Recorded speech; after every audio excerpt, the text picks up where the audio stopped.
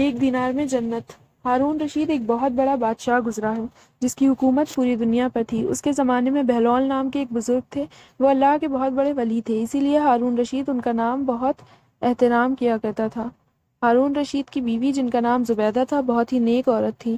زبیدہ نے اپنے محل میں 1000 ایسی نوکرانیاں رکھی ہوئی تھیں جو قرآن کی حافظہ تھیں اور قرآن کی تلاوت کے لیے ان سب کی ڈیوٹی الگ الگ شفٹوں میں لگی ہوئی تھی، جس کا نتیجہ یہ ہوتا تھا کہ محل میں 24 گھنٹے قرآن کی تلاوت ہوتی رہتی تھی اور ان کا محل قرآن کا گلشن لگتا تھا۔ ایک دن کی بات ہے، ہارون رشید اپنی بیوی زبیدہ کے ساتھ دریا کے کنارے ٹہل رہے تھے کہ ایک جگہ بزرگ دانا بہلول کو بیٹھے ہوئے دیکھا۔ دیکھتے ہی اس نے سلام کیا تو دانا بہلول نے جواب دیا۔ بہلول اس وقت مٹی کا گھروندہ بنا رہے تھے۔ ہارون رشید نے پوچھا، کیا کر رہے ہو؟ بہلول نے جواب دیا، ریت میں گھر بنا رہا ہوں۔ ہارون رشید نے پوچھا، کس کے لیے بنا رہے ہو؟ بہلول نے جواب دیا، جو اس گھر کو خریدے گا میں اس کے لیے دعا کروں گا کہ اللہ تعالیٰ اس کو جنت میں گھر عطا فرمائے۔ ہارون رشید نے پوچھا، اس گھر کی قیمت کیا ہے؟ بہلول نے جواب دیا، صرف 1 دینار۔ ہارون رشید نے سوچا یہ ایک دیوانہ ہے، جانے کیا بڑبڑا رہا ہے، اسی لیے اس بات پر دھیان نہیں دیا اور آگے بڑھ گئے۔ اس کے پیچھے زبیدہ خاتون آئیں، انہوں نے بھی سلام کر کے یہی سوالات پوچھے، کیا کر رہے ہو، کس کے لیے بنا رہے ہو؟ تو بہلول نے پھر وہی جواب ان کو بھی دیا کہ جو اس گھر کو خریدے گا میں اس کے لیے دعا کروں گے کہ اللہ تعالیٰ اس کو جنت میں گھر عطا فرمائے۔ قیمت پوچھنے پر بہلول نے 1 دینار بتایا تو زبیدہ نے 1 دینار دے کر کہا، میرے لیے دعا کرنا، اور آگے بڑھ گئیں۔ رات کو جب ہارون رشید سویا تو اس نے خواب میں جنت کے حسین منظر دیکھے، خوبصورت جھرنے، ہرے بھرے باغ اور اونچے اونچے خوشنما محل دیکھے۔ ان محلوں میں ایک محل ایسا بھی تھا جس پر زبیدہ کا نام لکھا ہوا تھا۔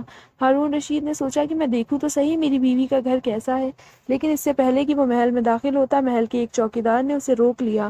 ہارون رشید نے کہا، اس محل پر میری بیوی کا نام لکھا ہے، یہ میری بیوی کا ہے، اسی لیے مجھے اندر جانا ہے۔ چوکیدار نے کہا، نہیں نہیں، یہاں کا قانون الگ ہے، یہاں جس کا نام ہوتا ہے اسی کو اندر جانے کی اجازت ہوتی ہے، اس کے علاوہ کسی اور کو نہیں۔ جب چوکیدار نے ہارون رشید کو پیچھے دھکا دیا تو ہارون رشید کی نیند کھل گئی۔ جاگنے پر اسے یقین ہو گیا کہ بہلول کی دعا زبیدہ کے حق میں قبول ہو گئی، اور وہ خود پر افسوس کرنے لگا کہ میں بھی اپنے لیے ایک گھر خرید لیتا تو کتنا اچھا ہوتا۔ وہ ساری رات اسی افسوس میں کروٹیں بدلتا رہا۔ صبح آنکھ کھلی تو اس نے سوچا کہ آج ضرور میں دریا کے کنارے جاؤں گا اور بہلول سے دعا کروا کے اپنے لیے جنت میں ایک مکان خریدوں گا۔ اگلے دن وہ دریا کے کنارے بہلول کو تلاش کرتے ہوئے ادھر ادھر دیکھ رہا تھا کہ اس نے پھر سے بہلول کو اسی طرح کا مکان بناتے دیکھا اور قریب جا کر سلام کیا تو بہلول نے جواب دیا۔ اس کے بعد پھر سے وہی سوالات شروع ہو گئے۔ ہارون رشید نے پوچھا، کیا کر رہے ہو؟ بہلول نے جواب دیا، ریت میں گھر بنا رہا ہوں۔ ہارون رشید نے پوچھا، کس کے لیے بنا رہے ہو؟ بہلول نے جواب دیا، جو اس گھر کو خریدے گا میں اس کے لیے دعا کروں گا کہ اللہ تعالیٰ اس کو جنت میں گھر عطا کرے۔ ہارون رشید نے پوچھا، اس گھر کی قیمت کیا ہے؟ بہلول نے جواب دیا، اس کی قیمت پوری دنیا کی بادشاہی ہے۔ ہارون رشید نے کہا، اتنی قیمت تو میں نہیں دے سکتا، لیکن کل تو 1 ہی دینار کے بدلے دے رہے تھے اور آج پوری دنیا کی بادشاہی مانگ رہے ہو۔ بہلول نے کہا، بادشاہ سلامت، کل بن دیکھے معاملہ تھا اور آج دیکھا ہوا معاملہ ہے۔ کل بن دیکھے کا سودا تھا، اسی لیے سستا مل رہا تھا، اور آج چونکہ جنت میں دیکھ آئے ہو اسی لیے اب اس کی قیمت زیادہ دینی پڑے گی۔ ہماری مثال ایسی ہی ہے، آج ہم نے اللہ اور اس کے رسول کو بن دیکھے مانا تھا، اسی لیے جنت بہت سستی ہے، لیکن جب موت کے وقت کی آخرت کی نشانیاں دیکھ لیں گے تو پھر اس کے بعد اس کی قیمت ادا نہیں کر سکیں گے۔